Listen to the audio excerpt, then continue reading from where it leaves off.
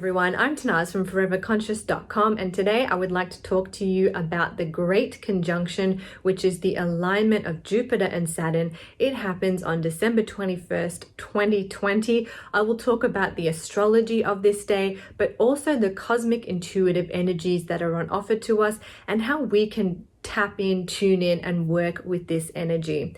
So December 21st, 2020, I first want to talk about the fact that this is also the solstice. There are so many different layers happening on this day, which just make it extra special. So let's start with the solstice. The solstice is a time of year where we either have the longest or the shortest day of the year, depending on which hemisphere of the world that you live in. Here in the Northern Hemisphere, we have the shortest day and longest night of the year. And this is traditionally seen as the birth of the sun, the birthday of the sun. It was traditionally celebrated in the Northern Hemisphere at this December solstice. In the Southern Hemisphere, where they're experiencing the longest day of the year, this is the sun in its fullest expression, in its fullest glory. And the sun in astrology represents the core of who we are, our inner light, our core essence. So no matter which hemisphere of the world that you live in, whether you're celebrating the full expression of the sun or the tiny little, birth of the sun where it's just still quite small, we can tap in. We can use this solstice energy to tap into our own inner light, our own inner core, our own inner being. It's a great time where the veil is thin and we are able to access our inner universe and our outer universe with a greater ease. It's also, as we're coming up to the end of the year, a really good energy for thinking about the things that you want to manifest and go after in the new year, in the year to come, what you want the coming months to look and feel like. It's a great time for setting intentions and honoring those purposes or those inner callings that, only you really know about. It's a great time to tune in, connect with them, and then see how you can take action on them in the months to come. So that is already a beautiful energy on offer to us. And then of course, 2020 has just been extra special in so many different ways, especially in the cosmic skies. Of course, 2020 couldn't just have one special day. We need to have more things happening. And December 21st, 2020 also brings the alignment of Jupiter and Saturn. And so in astrology, we call this the Great Conjunction. And it happens every 20 years or so. And great conjunctions define the era. So it represents the starting of a new era or a new chapter for humanity, for the world at large.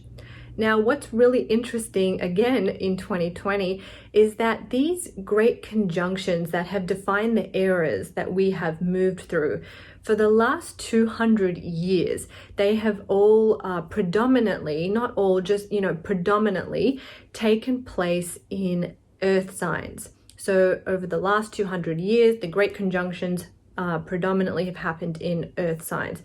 Well, now the tides are changing, and starting this year, on this December 21st date, the great conjunctions will predominantly take place in air signs. So we're not only starting a new 20-year cycle, we are also starting a new 200-year cycle where we're shifting away from earth-based energy into air-based energy. So we're going to start to see that shift very quickly, that earth to air based energy. Let's talk about that for a minute. So earth based energy is very structured, right? It's got a bottom, it's got a top. It's governed the way that we have, lived as a society, the rules, the structures of our government, the, ambitions and the way that we're kind of encouraged to live our lives has all been very earth-based. Earth is very material, tangible. It's about building, owning, even materialism. And we've definitely seen the benefits and we've seen the abuse of that energy. Now we're shifting into air, and air is a little bit different. It's not about ownership. It's not about tangible. If anything, it's about intangible. It doesn't have that same, top bottom structure. It's, if anything, a little scattered or a little more equal. You know, air energy is very much about our mind, the way we take in energy, the way we take in information, rather, the way we process things. It's less tangible, it's more intangible. So definitely that could manifest as an increase in internet and technology-based businesses, technology that runs through airwaves, beams and lasers and things that don't really require, you know, anything physical. It's all just done through the airwaves. Definitely we could see shifts and changes in that direction. Air energy also rules over the way we take in information, but also humanitarianism, justice, the justice system are all things that are governed by air energy. So we'll definitely see shakeups in these areas, and the way that we choose to live and the rules that we live under as a society will also shift under this energy. Now, of course, it's kind of hard to see how this will all play out, but it's really cool that this 200-year cycle, we will not live to see the end of it, will not live to see the result of it. At least I don't assume so, right? 200 years.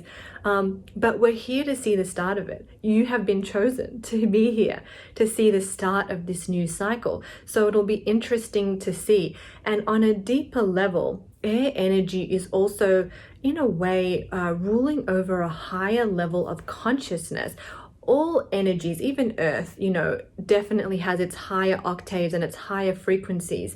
But air energy is really about expansion of the mind, expansion of things away from this physical 3D reality into higher understanding. In a way, we could almost look at it as a shift from the 3D to the 5D. And I've heard other people, other intuitives and astrologers talking about this shift from the 3D to the 5D. And this is where we might start to see some of that. Air energy helps us to understand that we are all connected. You know, physically, I'm over here and you're over there. You know, we don't look connected. But as we start to ascend, as we start to grow in our consciousness and realize that we are more than just these physical bodies, we are able to see that we are all connected.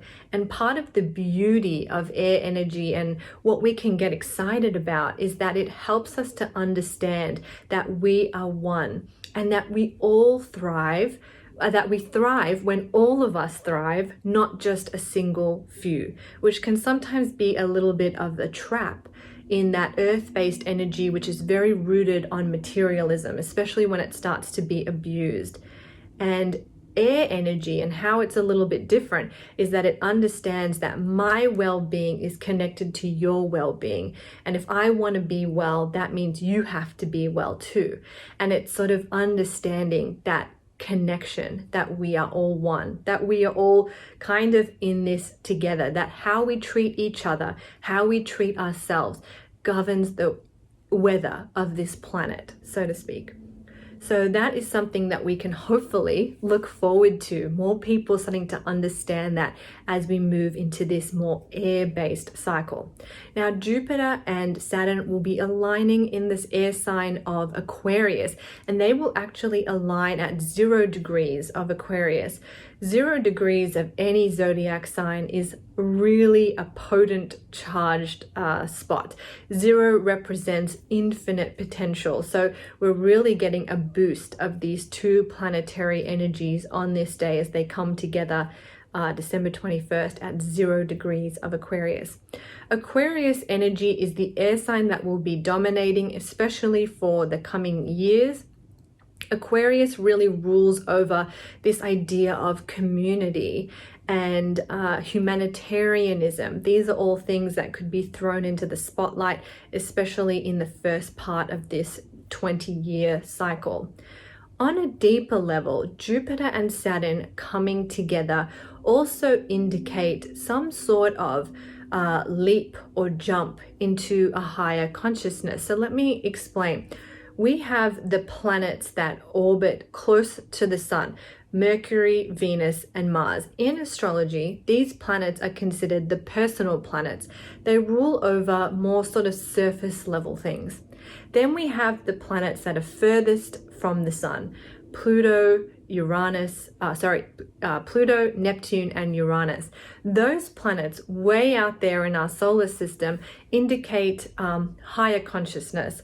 Their energy unfolds on a more subconscious, subtle level. We really have to be very self-aware or do the work of self-inquiry to understand the messages of those deeper planets that are so much further away from us.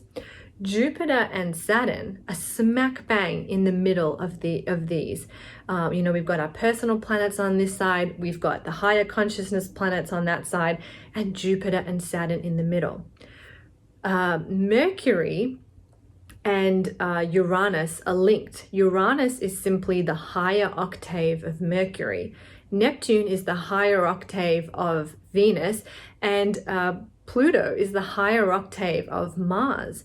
So when you think about it like that, these two gateway planets are coming together to give us a platform, a really easy platform to walk over in order to get to this higher octave energy, this energy of higher consciousness. The gateway planets are coming together, opening a gateway for us to ascend into this higher state of living, into this higher state of awareness and consciousness. And in messages that I have received, and I know other intuitives have tapped into something similar, on this day with all of this energy taking place, I do feel like the frequency of our planet is expanding, and it's expanding in both directions. And it will be easier for us to either stay on one side or the other. So there's nothing wrong with these, with either side, but we of course want to keep ascending and keep growing in our consciousness and to, evolve as a species, as an individual, but also on a collective level. So there is this expansion of frequency happening on this day as well. And we can see that mirrored in these two gateway planets coming together, forming a bridge, helping us to make that leap to those higher consciousness, higher frequency energies. Saturn is also considered the lord of karma, and Jupiter is the planet of expansion. Karma is about whatever is needed for the growth of our soul. It's not really about punishment for good or bad or wrong or right. It is whatever is needed for our soul to ascend and grow, whether that's, something that you needed to learn in this life or previous lifetimes. Karma is growth fuel for our soul. So as Jupiter and Saturn come together, it's almost like the karmic lessons or debts, if you will, of the planet come under a spotlight. And it is a moment there of the checks and balances needing to be made, not just on an individual level, but on a global level. And, which direction will the planet go? Whatever debts need to be paid, so to speak, will have to be paid. Whatever rewards need to be given will have to be rewarded. Now, I'm very aware that I'm using that kind of language of reward and debts. That's a very 3D way to describe this. It's not really like that. It's more about whatever the collective lessons of this planet, whatever is needed will be given. Whatever this planet needs to, go through to get to its highest state of evolution will be given. And this is the day where that marker is kind of put down. Where, have you heard that story in Egypt, where they weigh your heart against the feather to see how truthful and honest and what kind of life you lived, whether you lived up to the fullest of your potential, and your heart is weighed against the feather to see, where in the afterlife you will go. Well, that is kind of like what I feel this moment is on this day, where Earth will be weighed up against that feather, and whatever's discovered will then have to be lived out by us all. So yes, there are some beautiful energies on offer here, but there is also a little bit of whatever is needed for the highest growth of this planet as a collective. We may see that unfolding as well. So overall, it's a beautiful day. There are high frequency energies on offer to us. And I think the best way we can use this energy is to stay in a high vibrational, high frequency state of being as much as possible. Now, I'm very aware when I say that a lot of people feel like, oh, I just have to be like positive, like the whole day, like all the time. Not really. It's more about the choices that you make. In any given moment, you are given a choice. How are you going to view something? What actions are you going to take? And you can keep a choice. You can take an action or make a choice that's going to keep you rooted, playing small, playing stuck in this 3D world. Or you can take a choice that breaks you free from that and helps you move to a higher state of being, helps you to look at things differently, helps you to view things from a new lens and a higher vantage point. And those choices are going to become more and more important on this day, before this day, and after this day, definitely. But around this time, be aware of the choices that you are making. And what you want to do is make the choices aligned with your highest truth. All you can do is what you know best in this very moment. And that's all you can do. And that's all we can ask of ourselves. But just be really mindful of getting stuck in repetitive patterns, limited thinking, and be aware of the choices you are making. It's kind of like that saying, I kind of forget who said it, so I apologize, but you can think of, there's two ways of looking at things. One is that nothing is a miracle, and the other is that everything is a miracle. Believe me, I know life brings some things our way that do not look like a miracle by any stretch of the imagination. I have seen some of those things myself. But if we can try to keep an open mind, if we can try to keep ourselves geared to, okay, maybe there's not a miracle here, but what am I being asked? How am I being asked to show up? How am I being asked to grow? How am I being asked to move through this? And sometimes thinking about it in those bigger picture ways can help us find the silver lining, the gratitude, or simply just, this is how I need to move forward. This thing has happened. How do I move forward? And I'm still here. I need to keep living the best life that I can. I need to, keep doing what is best for me, my loved ones, my community. It helps us find those answers with more ease. So definitely at this time, we want to try to keep our mind rooted in the miracle rather than in the no miracle mindset. We also want to try to keep ourselves aligned with gratitude and abundance and appreciation and all those things that, we all know we should do.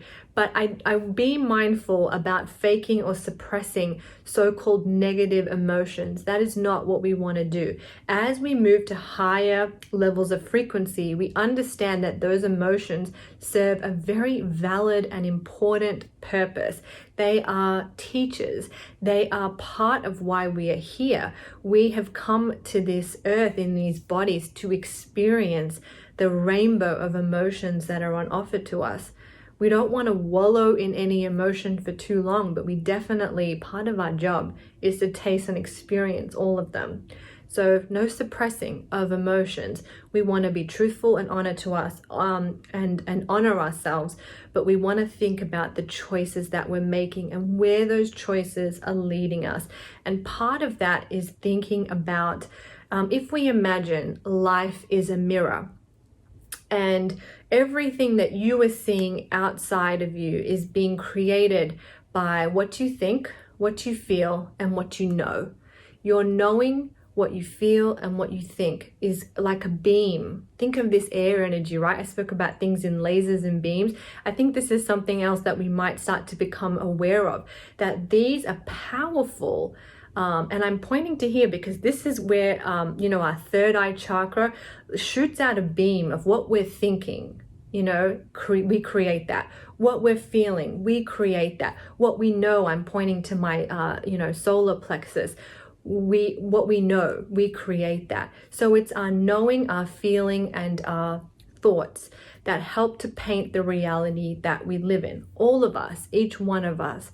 And so this is where we need to start to become aware of these three parts of ourselves and what beams we're emitting from these energy centers of our own body. So that's another way that you can sort of become aware and choose to ride this energy over those gateway planets into that level of higher consciousness. I also just want to share, this is not information that I have intuited. This comes from Evan Strong, and it's something that I found. It's called the Uluru Prophecy, and he is sharing information from the Indigenous Australians that he calls them the original elders. If a quick Google search, you will find it, Uluru Prophecy. There are a couple of videos on YouTube about it. And basically, if I can share this information and pass it along, it is believed that there are Pleiadian crystals buried under Uluru that will be activated on this day and will help us ascend into a higher state of frequency, a higher consciousness. And these crystals will activate ley lines, which are kind of like an energetic grid, starting in Australia and moving around the world to help the planet move into a higher frequency level. So that's pretty cool. I just wanted to share that because I thought it was really fascinating. So check that out, the Uluru Prophecy, if you're interested in learning more. And I believe if you are in Australia, they are calling for people to do a group meditation at a particular time. I can't remember what the time is, but Google it, you'll find it, the Uluru Prophecy. So on this day, to help you, no matter where in the world you live, to help you with these energies, I am making my December Cosmic Meditation available. I will put a link below. I recommend doing this meditation any day of the month of December 2020, but especially on December 21st. So if you're interested in doing that meditation, I will drop a link below. I also have a couple of articles that I've written about this Great Conjunction energy. I'll put those links below. And if you're curious what the Great Conjunction means for your sun and rising sign, I also have a report that I made. I'll drop a link for that below. So I hope that's helped to answer some of your questions. If you have any more questions about the Great Conjunction, December 21st as a whole, drop it in the comments. I'll do my best to look through and answer them. But enjoy the energies of this day. It's not going to be like magical miracle. We're all living in 5D straight away, but we're definitely getting there, and the choice is becoming more and more apparent to us each and every day. And we can choose right now, no matter what day of the week it is or day of the year it is, to live from a higher state of frequency, from a higher state of love and light. And it takes work to get there, but I do believe these gateway planets coming together, this energy is going to help make it easier for us to keep ascending and to keep staying in those higher frequencies. Because I don't know about you, but for me, I'm good at staying in those higher frequencies sometimes, but not all the time. So I feel like it's going to become easier. It's going to become easier to stay there majority of the time. All right, I'm Tanaz from foreverconscious.com. I hope you found this helpful. Have a wonderful, safe, and happy rest of 2020 and a beautiful, bright 2021. Thank you so much.